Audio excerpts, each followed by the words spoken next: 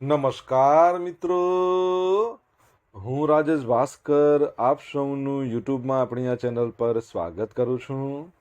મિત્રો, આજે આપણે તારીખ 24 ઓગસ્ટ 2025ના કેટલાક મોસ્ટ ઇમ્પોર્ટન્ટ કરંટ અફેર અને અગાઉની પરીક્ષામાં પૂછાયેલા કેટલાક ઇમ્પોર્ટન્ટ પ્રશ્નો વિશે ડિટેલમાં ચર્ચા કરીશું, જે આપને આવનારી પરીક્ષા માટે ખૂબ જ ઉપયોગી સાબિત થશે. તો મિત્રો, આપ આ ચર્ચા સાથે જોડાઈ રહેજો અને વિડીયોને પહેલેથી લઈને છેલ્લે સુધી પૂરેપૂરો જોવાનો આગ્રહ રાખજો. તો ચલો મિત્રો, શરૂ કરીએ. શરૂઆત કરતાં પહેલાં જણાવી દઉં કે જો તમારે આપણી આ યુટ્યુબ ચેનલને સબસ્ક્રાઇબ કરવાનું બાકી હોય તો ચેનલને સબસ્ક્રાઇબ કરજો, નોટિફિકેશન બેલ આઇકોનને પ્રેસ કરીને, અને જો તમને વિડીયો પસંદ આવે તો વિડીયોને લાઈક કરજો.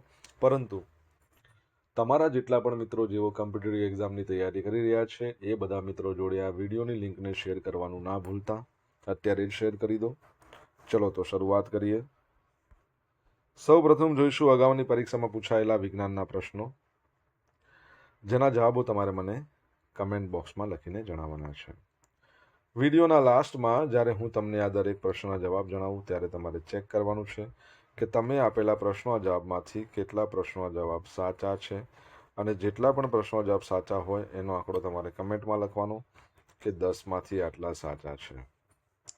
ડેઇલી જીકે ટેસ્ટમાં આપણે રોજ 10 પ્રશ્નો પૂછીએ છીએ, જેમાંથી 5 પ્રશ્નો વિજ્ઞાનના હોય છે. બાકીના જે 5 પ્રશ્નો છે એ ભૂગોળના છે. તો તમે તમારા આન્સર આપો નીચે કમેન્ટ બોક્સમાં, અને હું આજના કરંટ અફેરનો પ્રથમ પ્રશ્ન છે એની શરૂઆત કરું છું.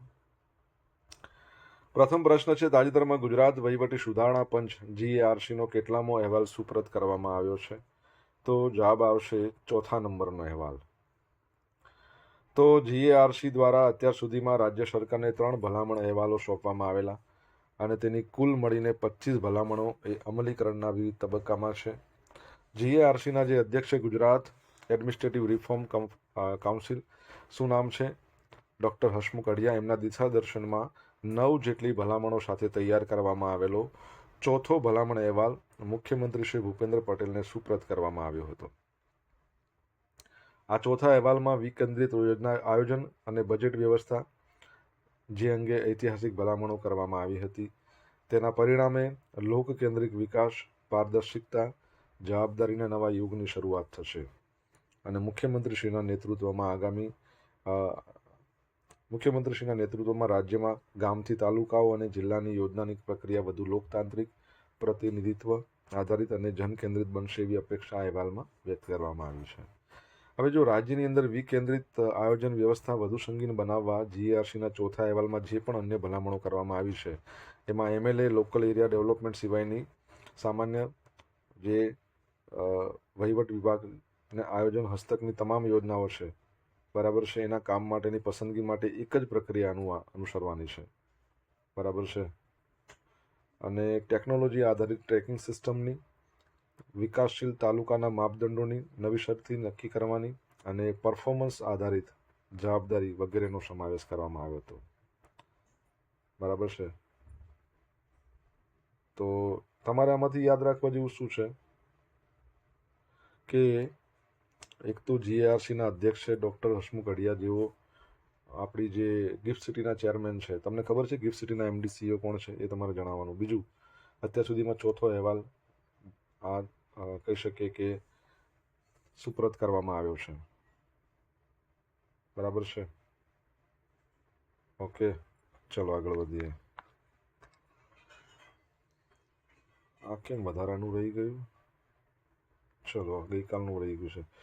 વિશ્વ ગુજરાતી ભાષા દિવસ દર વર્ષે ક્યારે ઉજવવામાં આવે છે? તો જવાબ શું આવશે? 24મી ઓગસ્ટના રોજ, એટલે કે આજનો દિવસ છે. તો દર વર્ષે 24મી ઓગસ્ટે કવિ નર્મદનો જન્મદિવસ, જેને વિશ્વ ગુજરાતી ભાષા દિવસ તરીકે ઉજવાય છે. ભારતમાં ગુજરાતી ભાષા બોલનારની સંખ્યાઓ છે ને, એમાં 6ઠ્ઠા નંબર પર કહી શકાય, જે સૌથી વધુ બોલાતી ભાષા છે.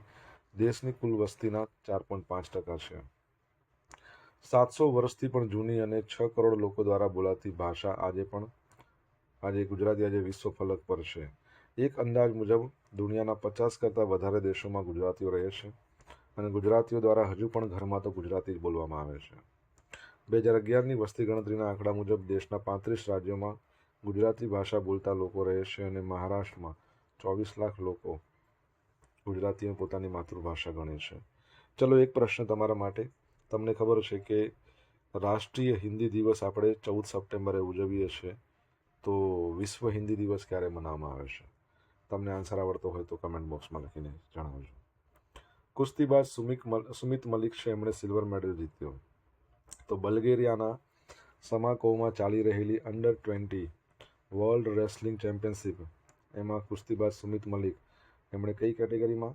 પુરુષોની 57 કિલોગ્રામ કેટેગરીમાં રશિયાના મેગોમેડ ઓડઝામિરો એમની સામે 5-8થી હારી ગયા અને સિલ્વર જીત્યો છે. મહિલા સ્પર્ધાની વાત કરીએ તો સૃષ્ટિએ 68 કિલોગ્રામ વર્ગની ફાઇનલમાં પ્રવેશ કર્યો. સેમીફાઇનલમાં જર્મનીની લોરા કોહલરને 7-3થી હરાવી છે. મહિલાઓના 57 કિલોગ્રામ વર્ગમાં તાપસ્યાએ જાપાનની ડિફેન્ડિંગ ચેમ્પિયન શોવાકા ઉચિદા એને 4-3થી હરાવીને ફાઇનલમાં પોતાનું સ્થાન પાછું મેળવ્યું છે. બરાબર છે. તો સુમિત મલિક છે, એમણે સિલ્વર મેડલ જીત્યો છે, ખાસ યાદ રાખજો, અંડર-20 વર્લ્ડ રેસલિંગ ચેમ્પિયનશિપમાં. મિત્રો, વિડીયો પસંદ આવ્યો હોય, ભણવાની મજા આવી હોય તો વિડીયોને એક લાઇક કરજો. તમારા મિત્રો જોડે વિડીયોની લિંકને શેર કરજો. આપણી બંને યુટ્યુબ ચેનલ રાજેશ ભાસ્કર 2ને જો સબસ્ક્રાઇબ કરવાની બાકી હોય તો સબસ્ક્રાઇબ કરજો, નોટિફિકેશન બેલ આઇકનને પ્રેસ કરીને. જો તમારે ડેલી કરંટ અફેરની પીડીએફ જોઈતી હોય તો આપણી ટેલિગ્રામ ચેનલને જોઈન કરી લો. ડેલી કરંટ અફેરની પીડીએફ તમને આવવા મળશે, સાથે પોલ્સ પણ રમવા મળશે. ટેલિગ્રામની લિંક વિડીયોની ડિસ્ક્રિપ્શનમાં છે. તાજેતરમાં કયા રાજ્યમાં 18 વર્ષથી વધુ ઉંમરના લોકોનું નવું આધાર કાર્ડ નહીં બનાવવામાં આવે? તો જવાબ આવશે આસામ. તો આસામમાં 18 વર્ષથી વધુ ઉંમરના લોકો માટે નવા આધાર કાર્ડ બનાવવામાં આવશે નહીં. આસામ કેબિનેટે ગેરકાયદેસર ઇમિગ્રન્ટ્સને ભારતીય નાગરિકતાથી રોકવા માટે આ નિર્ણય લીધો છે. મુખ્યમંત્રી હેમંતા બિસ્વા શર્માએ આ માહિતી આપી અને જણાવ્યું, રાજ્યમાં 18 વર્ષથી વધુ ઉંમરના જે લોકો પાસે હજુ સુધી આધાર કાર્ડ નથી, એમને અરજી કરવા માટે 1 મહિનાનો સમય આપવામાં આવશે. અનુસૂચિત જાતિ અને જનજાતિ અને જનજાતિના 18+ વયના લોકો 1 વર્ષ માટે આધાર કાર્ડ બનાવી શકશે. આસામમાં કેટલાક ખાસ વર્ગો સિવાય બધા પાસે આધાર કાર્ડ છે. હવે નવા આધાર કાર્ડ ફક્ત ખૂબ જ ખાસ કિસ્સાઓમાં ડેપ્યુટી કમિશનર દ્વારા જારી કરવામાં આવશે, જેથી ગેરકાયદેસર ઘૂસણખોરો તરફથી આવતી અરજીઓ એના પર કડક દેખરેખ રાખી શકાય. આધાર કાર્ડ તમને ખબર છે કેટલા ડિજિટ હોય? 12 ડિજિટ હોય. તમને એવું પૂછે ક્રેડિટ કાર્ડ અને ડેબિટ કાર્ડમાં 16 ડિજિટ, મોબાઈલ નંબરમાં 10 ડિજિટ, પિનકોડમાં 6 ડિજિટ. આધાર કાર્ડ છે એ ભારતનું unique identification authority of India દ્વારા બનાવવામાં આવે છે. તમને ખબર છે યુડાઈના જે ચેરમેનની વાત કરીએ તો નીલકંઠ મિશ્રા છે. તમારે જણાવવાનું છે કે એના સીઈઓનું નામ શું છે. તમને આવડતો હોય જવાબ તો કમેન્ટ બોક્સમાં લખીને જણાવો. તાજેતરમાં ભારતીય સેનાએ ઓપરેશન સદભાવના હેઠળ ક્યાં આરોગ્ય અને સુખાકારી કેન્દ્રનું ઉદ્ઘાટન કર્યું છે? તો જવાબ આવશે અરુણાચલ પ્રદેશમાં.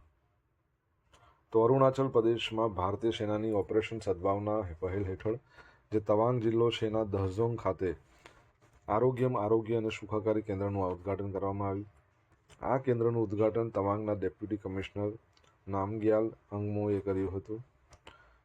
મૂળભૂત જીવન રક્ષક સુવિધાઓથી સજ્જ આ કેન્દ્ર છે એનો ઉદ્દેશ જિલ્લાના થુંગબુ, માગો, જેઠાંગ અને લુગુથાંગ આ બધા ઊંચાઈવાળા પ્રદેશોના મુલાકાત લેતા જે ગ્રામજનો છે, જે પ્રવાસીઓ છે, એમને સમયસર આરોગ્ય સહાય પૂરી પાડવાનો છે.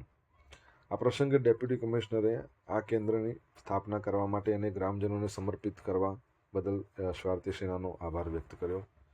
ભારતીય સેના તમને ખબર છે ચીફ છે અને જનરલ કહેવાય. હાલમાં કોણ છે? General Upendra Dwivedi. Vice chief છે નવા આવ્યા છે. શું નામ છે એમનું?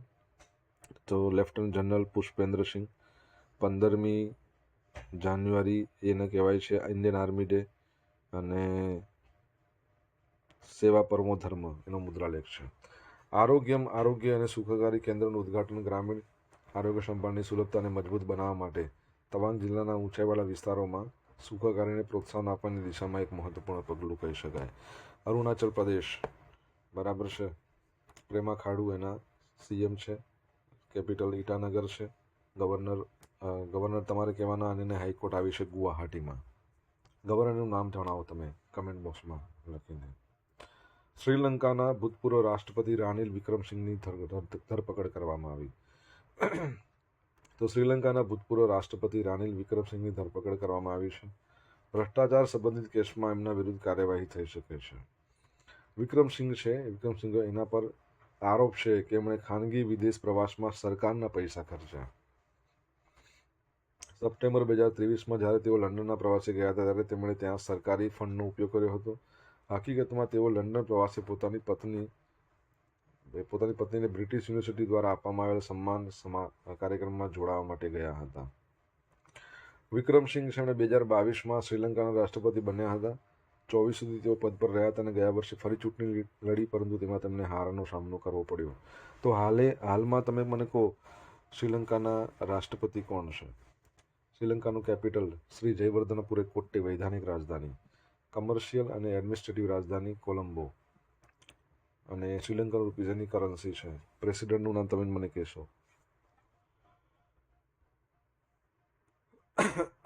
હરિણી અમરસૂર્યા એના સીએમ છે, પીએમ છે. સોશિયલ મીડિયાના માધ્યમથી તમે મારી જોડે કનેક્ટ રહી શકો છો. મારું ઇન્સ્ટા આઈડી છે rajesh.i.bhaskar. મારું જે ફેસબુક આઈડી છે RI ભાસ્કર, અને ટેલિગ્રામ ચેનલ છે આપણી રાજેશ ભાસ્કર, જ્યાં ડેલી કરંટ અફેરની PDF તમને મળશે જ, સાથે તમને પોલ્સ પણ રમવા મળશે. અને જો તમને ભણવાની મજા આવી હોય તો વિડીયોને એક લાઈક કરો, તમારા મિત્રો જોડે વિડીયોની લિંકને શેર કરો. ચેનલ સબસ્ક્રાઈબ કરવાની બાકી હોય તો જ સબસ્ક્રાઈબ કરજો, એકવાર નોટિફિકેશન બેલ આઇકોનને પ્રેસ કરીને.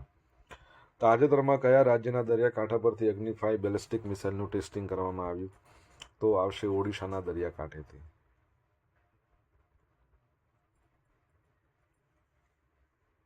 અગ્નિ 5, બરાબર છે, 50,000 કિલોગ્રામ એનું વજન, એટલે 50 ટન વજન, 17.5 એની લેન્થ, સ્પીડ મેક 24ની, એટલે એક મેકની ગણતરી મારીએ 1 2 3 4.8 કિલોમીટર પર કલાક.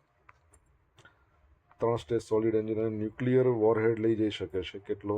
1500 કિલો વજનનો. તો ભારતે 20મી ઓગસ્ટના રોજ ઓડિશાના દરિયાકાંઠા પરથી અગ્નિ 5 બેલિસ્ટિક મિસાઇલનું ટેસ્ટિંગ કર્યું. અગ્નિ 5 એ આપણું જે DRDO છે ને, defence research and development organisation, એના દ્વારા વિકસિત એક સ્વદેશી અને લાંબા અંતરની સપાટીથી સપાટી પર પ્રહાર કરતી મિસાઇલ છે. એની વિશેષતા જોઈએ તો 5000 કિલોમીટરથી વધુના અંતર સુધી લક્ષ્યોને ભેદવાની ક્ષમતા ધરાવે છે, જે તેને ભારતની સૌથી શક્તિશાળી મિસાઇલમાંની એક બનાવે છે. અગ્નિ 5 પરમાણુ શસ્ત્રો લઈ જવા સક્ષમ છે. તેને એક મોબાઈલ લોન્ચર પરથી છોડી શકાય છે, જે તેની ગતિશીલતાની વ્યૂહાત્મક મહત્વ વધારે છે. અગ્નિ 5 નવીનતમ નેવિગેશન સિસ્ટમ, ઉચ્ચ ચોકસાઈવાળા રિંગ લેસર ગાયરો આધારિત inertial navigation system, micro navigation system means એનો ઉપયોગ કરે છે, જે લક્ષ્યને ચોક્કસ રીતે ભેદવામાં મદદ કરે છે. તમને ખબર છે ભારતમાં જેમને અગ્નિમેન કહેવામાં આવે છે, શું નામ છે એમનું? એ મહાનુભાવનું નામ તમારે કહેવાનું છે કમેન્ટ બોક્સમાં લખીને. DRDOની વાત કરીએ તો defence research and development organisation 1 January 1958માં એની સ્થાપના થઈ. હેડક્વાર્ટર નવી દિલ્હીમાં, અને અધ્યક્ષનું નામ સમીર V. કામત, બરાબર છે. વલસ્ય મૂલમ વિજ્ઞાનમ એનો મુદ્રાલેખ છે.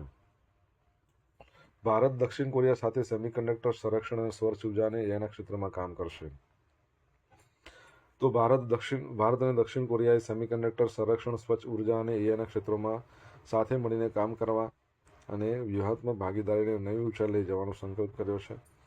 વિદેશ મંત્રી ડૉક્ટર જયશંકર અને દક્ષિણ કોરિયાના વિદેશ મંત્રી ચો હ્યુન સાથેની વાતચીતમાં દ્વિપક્ષીય સંબંધોને વધુ મજબૂત બનાવવા પર ચર્ચા થઈ છે. એમણે ઓપરેશન સિંદૂર પછી દક્ષિણ કોરિયાની મુલાકાતે આવેલા ભારતીય સંસદીય પ્રતિનિધિમંડળને સિઓલમાં મળેલા જે સમર્થનનો પણ ઉલ્લેખ કર્યો હતો.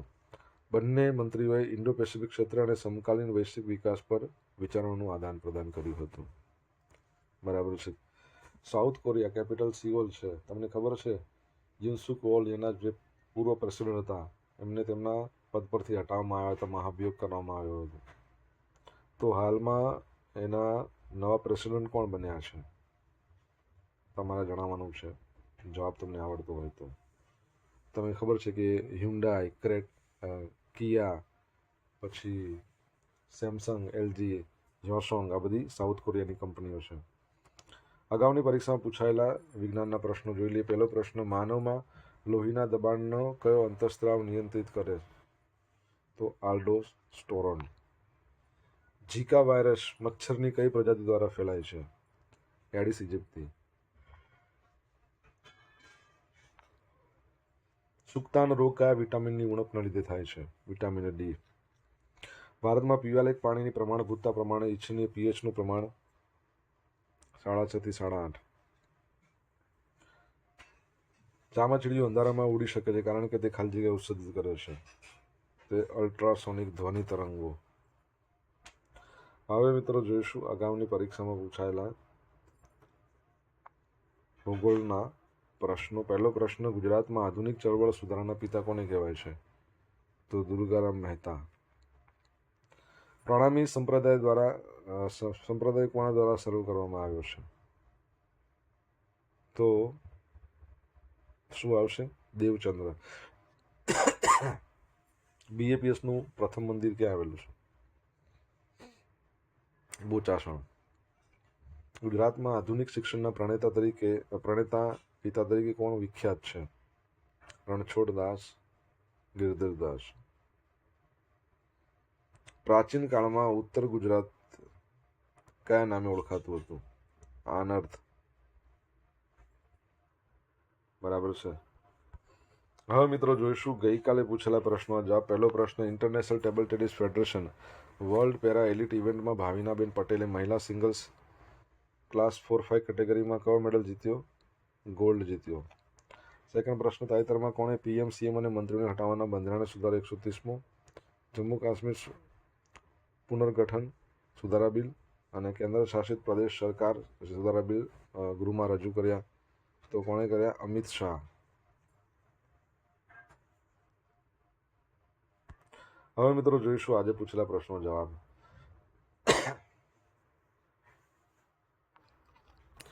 પહેલો પ્રશ્ન હતો કે ડૉક્ટર હસમુખ અઢિયા એ ગિફ્ટ સિટીના ચેરમેન છે. તો ગિફ્ટ સિટીના એમડી કોણ છે જે નવા બન્યા છે? સંજય કૌલ. અને યાદ રાખજો કે જે હસમુખ અઢિયા છે એમણે પીડીયુ છે એના પણ ચેરમેન છે. સેકન્ડ નંબરનો પ્રશ્ન, વિશ્વ હિન્દી દિવસ ક્યારે મનાવવામાં આવે છે?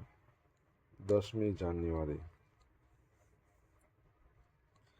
ત્રીજા નંબરનો પ્રશ્ન શું હતો કે unique identification authority of India છે ઉડાઈ, જેના સીઈઓ નવા બન્યા હતા ભુવનેશ કુમાર.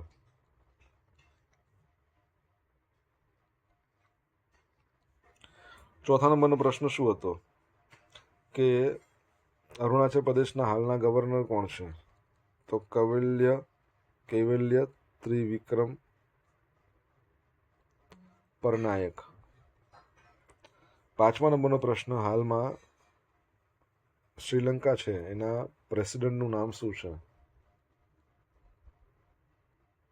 અનુરાકુમાર દિસાનાયકે. બરાબર છે, અનુરાકુમાર દિસાનાયકે. હવે અગ્નિમેન તરીકે ઓળખાતા જેમનું અવસાન થઈ ગયું, શું નામ હતું એમનું? રામનારાયણ અગ્રવાલ.